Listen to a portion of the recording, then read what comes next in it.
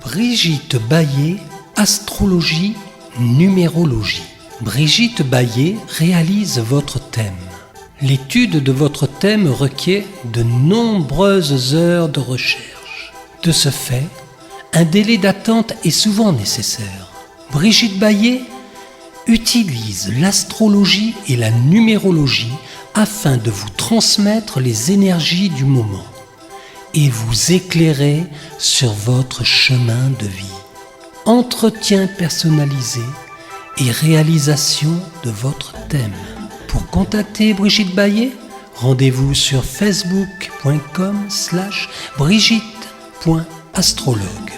Téléphone 06 80 92 50 29. Salut les humains, bienvenue sur Tam Tam le Média dans votre chronique astrologie, numérologie, animée par Brigitte Baillet en personne et accompagnée modestement par votre humble serviteur. Et nous allons parler des petits crabes, des petits cancers. Je parle du signe, bien entendu. Bonjour Brigitte, comment vas-tu bien ? Bonjour Eric, eh bien, écoute, je vais très bien. Voilà, le soleil est revenu, donc tout va bien.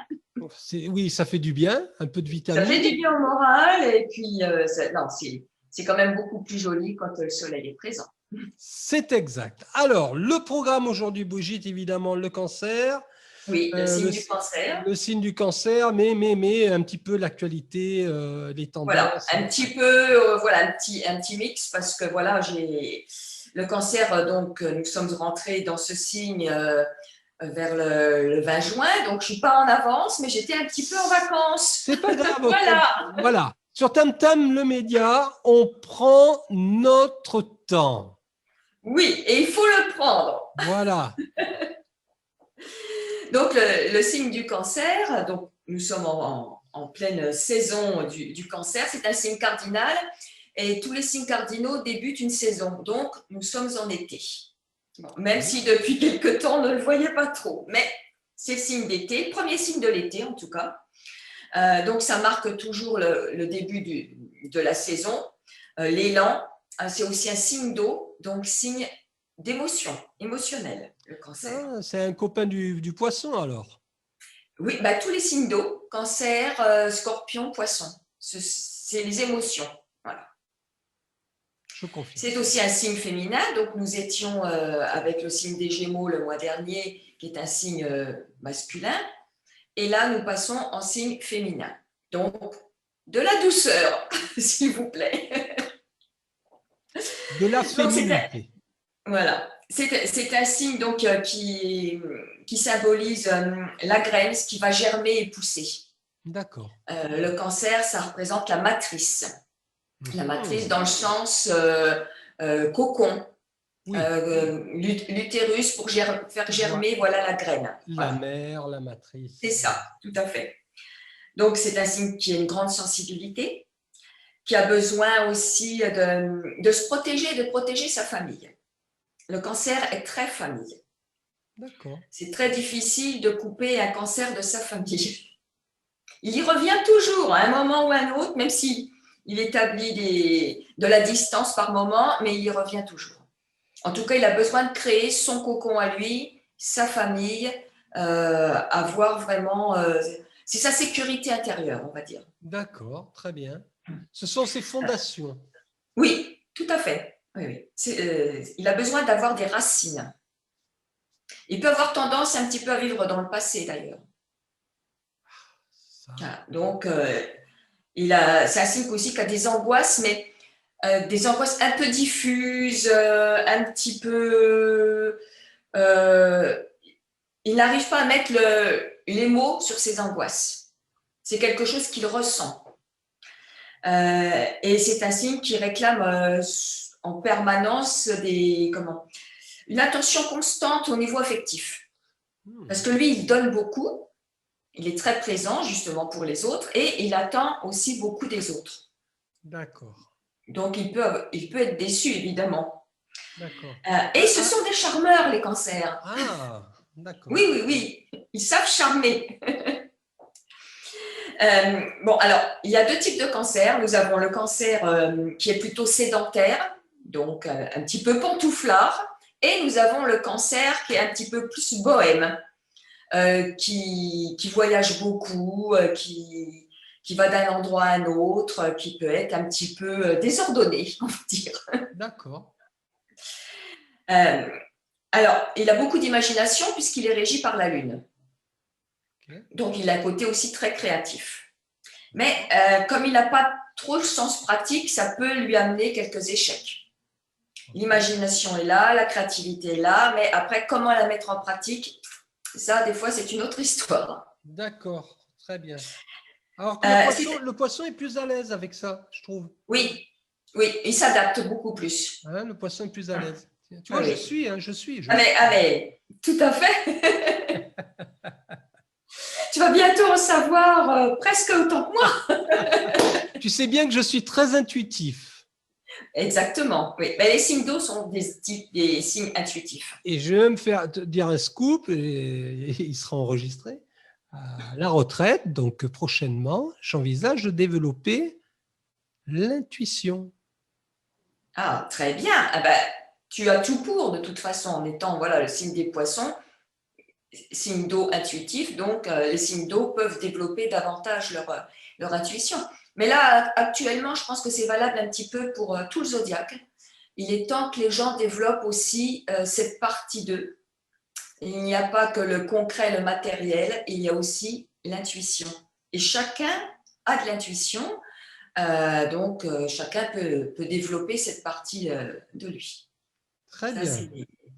c'est important. Donc la Lune, qui est la maîtresse du signe du Cancer, elle invite à développer aussi cette intériorité pour voir où sont nos peurs d'enfant, dissoudre aussi nos souffrances, nos pertes, nos sentiments d'abandon, nos blessures. Actuellement, voilà, c'est un petit peu ce que le Cancer doit travailler, puisqu'en face du signe, il y a Pluton, la planète de la transformation, qui vient creuser et faire remonter tout cela.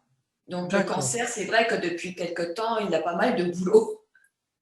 Il doit oser faire sortir cette créativité en dehors, à la lumière, et ne pas la cacher derrière sa petite carapace. Peut-être, en tout cas pour certains d'entre eux, ils ne se sentent pas légitimes en tant que créatifs. Et ils n'ont pas assez confiance en eux. J'ai l'impression, moi. Le Cancer n'est pas un signe qui a une grosse confiance en lui. Voilà, d'accord. C'est ça. Donc oui, il doit aussi travailler sa confiance en lui, évidemment. Et c'est un signe qui peut être un petit peu têtu quelque part, parce que quand il a une idée en tête, effectivement, il ne va pas en changer. Et on ne lui fera pas faire ce qu'il ne veut pas faire. Mais il ne va pas être dans l'agressivité ou dans la colère. Il ne dit rien, mais il fait ce qu'il a envie. Voilà.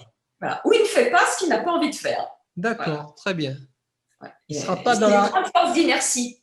Voilà, il ne sera pas dans la réaction pour faire savoir qu'on le kikine. Voilà. Non, hein? Non, il ne répond pas. Il laisse dire, il laisse faire. Il laisse glisser. Moi, je fais mon truc et puis voilà, un point, c'est tout. C'est cela. Donc, le 10 juillet, nous avons une nouvelle lune qui rentre en Cancer, donc conjointe au Soleil quand c'est une nouvelle lune. Et ce jour-là, donc, nous aurons aussi une belle opposition de Mars à Saturne. Saturne qui revient nous faire encore un coucou, régulièrement de toute façon. C'est une des planètes maîtresses depuis quand même 3 ans, c'est vrai. Et donc, Mars, qui est la planète de l'action, s'oppose à Saturne le jour de la nouvelle lune. D'accord. Donc, même si on a des envies, parce que Mars, c'est l'énergie, c'est la volonté. Donc, on peut se dire, ben oui, j'ai envie de faire ça, j'ai envie d'agir. Et on a Saturne en face qui vient de dire, attention, prends ton temps, ralentis, sinon ça ne va pas marcher. Donc, on peut se sentir effectivement bloqué parce que Saturne demande vraiment de ralentir les choses. Parce que Mars, dans le signe du Lion, attention, c'est plein d'énergie, plein de feu. C'est passionné, c'est l'énergie du cœur, le lion. Et donc, Mars est quand même dans le lion presque tout le mois de juillet. Et Vénus y est aussi. Donc, le duo Vénus-Mars sont en lion, dans un signe de feu. Et c'est pour ça qu'on a ce ressenti de vouloir faire des choses, ces envies-là. Et en face, Saturne qui vient dire on se calme, parce que ça ne va pas aller comme vous le souhaitez si vous allez trop vite. Oui. Et du coup les projets que l'on a, il faut les préparer, il faut les peaufiner, leur donner une fondation solide. Voilà. Donc, Vénus et Mars en Lion, presque tout le mois de juillet, ça marque le besoin aussi d'amour, mais l'amour avec un grand A, l'amour universel. D'accord. Ce qui n'empêche pas, effectivement, quand Vénus et Mars sont en relation comme ça, ou surtout dans un signe de feu, ça peut être un mois où on peut faire, les gens peuvent faire des rencontres, justement au niveau affectif, sentimental, des coups de foudre, pourquoi pas. Mais avec Saturne en face, il y a un moment, ça peut aider à prendre du recul, quand même. J'entends. Voilà. Donc, on a aussi envie d'agir vers ce qui nous plaît. Il faut s'aimer, parce que le signe du lion, c'est d'abord s'aimer, se reconnaître. C'est reconnaître aussi l'enfant intérieur, le lion. Il faut laisser vivre cet enfant intérieur. Il faut aussi être créatif, puisque c'est un signe de création, créer dans la joie, la générosité, la passion, voilà, c'est tout ça. Mais bon, Saturne, jusqu'à ce moment-là, à peu près jusqu'au 12 juillet, ça peut bloquer un petit peu tout ça. D'accord. Donc, en plus, vis-à-vis de cet aspect de Vénus-Mars opposé à Saturne, donc au moment de la nouvelle lune, nous avons Uranus qui vient se mettre en tension à Saturne, Vénus et Mars. C'est la course des planètes, là. Là, Uranus va demander de faire des choix, puisque c'est la planète de la vérité. Des choix en fonction aussi de notre Terre, puisque Uranus est dans le signe du Taureau qui représente la Terre. Des choix en fonction de notre ressenti, de ce que l'on veut créer et de ce que l'on veut vivre. Donc, c'est pour ça que Vénus-Mars ne peuvent pas partir dans tous les sens, même s'il y a cette passion qui est présente, parce que Saturne en face leur dit on y va mollo, et Uranus leur demande de faire des choix en fonction du cœur. D'accord. Voilà, ne plus se laisser embarquer par des faux semblants ou des choses qui ne nous conviennent pas. Ce temps-là est terminé. On doit passer vraiment à autre chose. Et le Soleil s'oppose à Pluton aussi. Donc, c'est ce qui fait ramener des peurs à la surface. C'est une difficulté qu'on peut avoir à rompre avec le passé. On sent bien qu'on est vraiment tiraillé entre l'ancien et le nouveau. Et là, il va falloir lâcher ce passé. Ces anciens fonctionnements, tous ces anciens dogmes qu'on nous a imposés ne sont plus d'actualité. Il va falloir travailler là-dessus. Alors, c'est pas forcément se battre contre, mais c'est créer de nouvelles choses pour qu'elles se mettent en place et que le reste lâche prise, si tu veux. Plutôt que de rentrer dans des combats qui peuvent être longs, qui peuvent faire du mal, c'est carrément lâcher l'ancien et dire moi non, je vais faire autrement. Ça peut être voilà. Et Soleil-Lune comme ça qui s'oppose à Pluton, c'est des émotions qui sont un peu dans les extrêmes. Il n'y a pas de milieu, il n'y a pas de tiède avec cette opposition de Soleil-Pluton. Ça, le tiède, ça n'existe pas. Alors, on a quand même de jolis aspects, voilà. Le Soleil et la Lune, même s'ils sont en opposition à Pluton, ils sont aussi en trigone à Neptune. Donc, ça va nous faire ressentir les choses plus en profondeur. Et ça nous invite à retrouver la foi en nous-mêmes et dans l'univers. Faire confiance à l'univers. D'accord, on s'accroche. Voilà. Oui, on s'accroche. Uranus est aussi en bel aspect à ce duo de Soleil-Lune. Donc, faut se prendre en main, il faut se démarquer, il faut affirmer notre personnalité extérieure et intérieure, puisque Soleil représente notre extérieur et la Lune notre intérieur. Donc ça peut nous aider à passer voilà, les caps un petit peu plus compliqués dont j'ai parlé précédemment. D'accord. Alors, au niveau communication, donc c'est Mercure. Donc, Mercure, il est en bel aspect à Jupiter, donc ça va nous ouvrir vers de nouvelles idées, de nouveaux contacts et aussi s'adapter.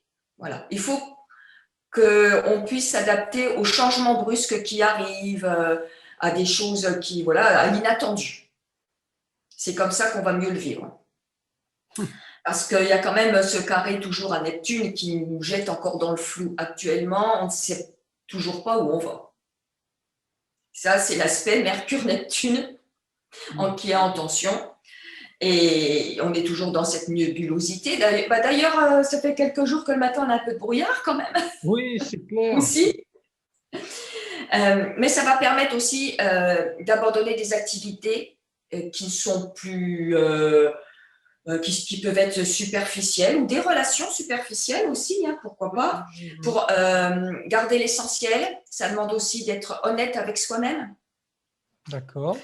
Ne plus se mentir à soi-même. Oui, c'est vrai. Donc, c'est vrai que ce soleil qui est en aspect donc à Pluton, ça va éclairer tout ça. C'est-à-dire que au mois d'avril, le soleil il était en carré à Pluton. Donc, ça a pu apporter des problèmes ou des tensions. Et donc là, le soleil, il arrive en opposition, donc ça vient les mettre en lumière, ces problèmes et ces tensions.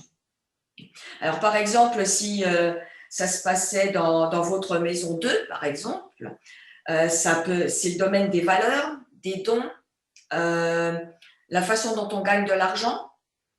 Donc, ça pourrait toucher cette sphère-là.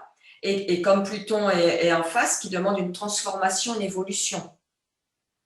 Donc, peut-être, les valeurs ne sont plus en adéquation avec ce qu'on vit actuellement.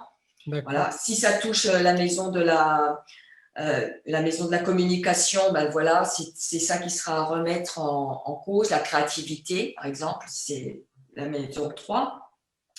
En maison 7, ça va toucher le relationnel, les partenariats, la personnalité, l'affirmation aussi de soi. Si ça touche la maison 4, ça représente le foyer, la vie privée avec le professionnel. Il peut y avoir cette tension qui est apparue peut-être au mois d'avril et qui est là, on est vraiment dedans. Voilà. Donc là, il faut quand même mettre un peu le nez dedans justement pour pouvoir régler le problème. Voilà. D'accord. Alors tout ça, il ne faut quand même pas oublier que le mois de juillet, c'est aussi le mois des vacances, quand même, et qu'il ne faut pas oublier de se recharger régulièrement parce qu'on est toujours fatigué. Ça, écoute, toute l'année, on est fatigué. C'est vrai. On est hyper crevé là en ce moment. Oui. Parce qu'il concerne, il faut prendre vraiment le temps de recharger nos batteries. C'est difficile, le lever le matin, pas envie de se lever. Oui, le matin, c'est compliqué, j'avoue, moi aussi. C'est pas propre à moi, hein, je veux dire, je discute autour de moi et c'est pareil.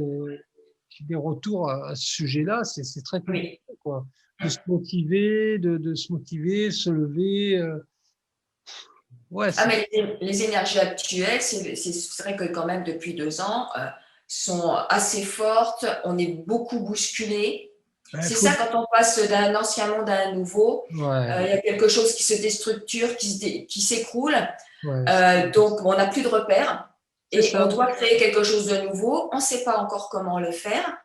Et ça nous demande tellement d'énergie qu'on est pas mal fatigué. Oui, on est fatigué, puis comme tu dis, on ne sait pas trop comment s'y prendre.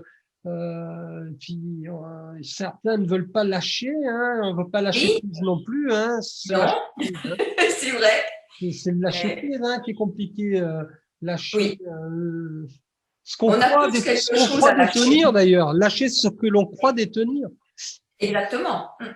Alors que si on accepte de lâcher certaines choses, ça va laisser entrer de nouvelles choses qui peuvent être qui peuvent être meilleures aussi pour nous par rapport à ce qu'on vit, ce que vit la Terre et l'univers. Voilà.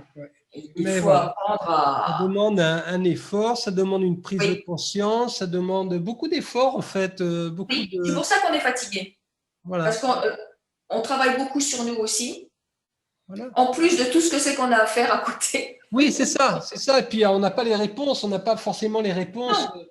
Mais ce qui est important, c'est de ne pas quand on a quelque chose à faire, un projet, il ne faut pas se mettre en tête que ça va se faire de telle façon. C'est vraiment important de se dire, on va le faire, mais de quelle manière, on ne sait pas. Et ça va arriver, mais ce ne sera pas forcément de la façon dont on pensait. Ouais, bien sûr. Il ne faut pas s'accrocher, il ne faut pas se buter sur une façon de faire les choses. Il faut laisser l'esprit ouvert pour que, peu importe de quelle manière ça peut se faire. Le principal, c'est que ça se fasse. Oui, tout à fait. Voilà. Tout à fait. Donc là, le mois de juillet, ça nous demande aussi de retrouver des relations riches de sens, hein, de joie, de liberté, de voir des gens qui nous stimulent positivement, bien sûr, pas ceux qui nous plombent, tout à faire. Voilà, changer ses repères, il faut en profiter de l'été pour changer des repères, reprendre de nouvelles habitudes. Et vraiment, voilà, il faut que ça vienne de nous-mêmes. Parce que si on ne fait pas ces changements nous-mêmes, on nous les imposera. Et ce ne sera pas forcément ce qu'on veut. J'entends. Voilà. Et donc, en numérologie, nous sommes en mois 3, puisque année universelle 5, le mois de juillet est un mois 7, c'est le 7e mois. Quand on additionne 7 et 5, ça fait 12, et en ramenant au premier nombre, ça fait un 3. Donc, c'est un mois qui est effectivement fait pour élargir ses horizons, tant pour les activités que pour les relations, qu'elles soient personnelles ou professionnelles. Il faut vraiment ne pas se limiter. Pas mettre de hier. C'est communiquer avec le cœur. Voilà. C'est voir les choses sous un angle différent. Ne pas douter de ce que l'on peut ressentir. Et parce que ça, ce sera le meilleur frein pour réaliser ce qu'on veut faire, si on doute. Ne pas douter. Donc voilà ce que je disais, quelques soucis qui peuvent remonter du mois d'avril, qui était un mois 9, donc une fin de cycle. Et c'est pour ça que il peut y avoir une mise en lumière justement de ces problèmes-là du mois d'avril pour les régler peut-être maintenant. D'accord. Ou en octobre, quand il y aura l'autre aspect de soleil à Pluton. D'accord. Voilà. Donc voilà, le mois de juillet, pensez à vous ressourcer, à prendre du bon temps, à partager des bons moments avec les amis, la famille, d'aller respirer pour recharger les batteries. C'est ça. Voilà. C'est ça, je confirme. Ouais, je sens. Là, on a une année vraiment qui est assez instable et c'est pour ça que c'est important de se préserver encore. C'est clair. Voilà. C'est clair. Voilà un petit peu ce mois de juillet. Donc, apporter de la légèreté. D'accord. C'est important de se faire un petit peu plus léger. Voilà, c'est juillet, c'est l'été. C'est l'été, voilà. Et voilà. Soleil, farniente. Profitons de cette, entre guillemets, liberté retrouvée. Hein. Oui, mais il faut s'y tenir. Il faut retrouver une liberté intérieure aussi. Ouais, je crois que c'est le plus important. Et c'est celle-là qui va nous donner cette liberté extérieure. Oui, j'entends, mais bon. Puisque c'est par l'intérieur qu'on projette ce qui se passe à l'extérieur. C'est vrai, c'est vrai.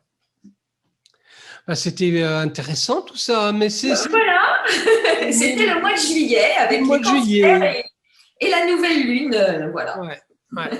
Et alors le mois prochain, nous aurons… Les lions, ça va rugir. Le lion, qui aime bien farnienter et envoyer les lionnes au travail. Bien sûr.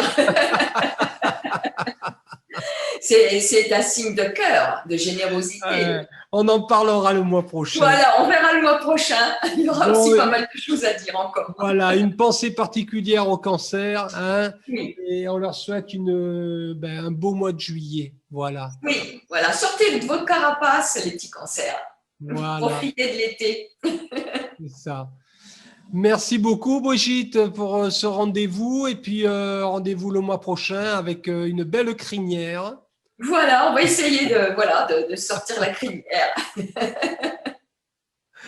Merci à toi, en tout cas, pour ce bon moment. Et puis, bel été à tous, en tout cas. Oui, et puis si vous voulez en savoir davantage sur votre signe, n'hésitez pas à contacter Brigitte Baillet, astrologue, numérologue. Je vous mettrai les liens qui seront donc associés à cette vidéo et vous pourrez la contacter très facilement sur son Facebook ou sur son site internet. Voilà. Merci, Eric. Au revoir. Je te souhaite une belle fin de journée. À bientôt. Merci à toi aussi. À bientôt. Au revoir. Au revoir.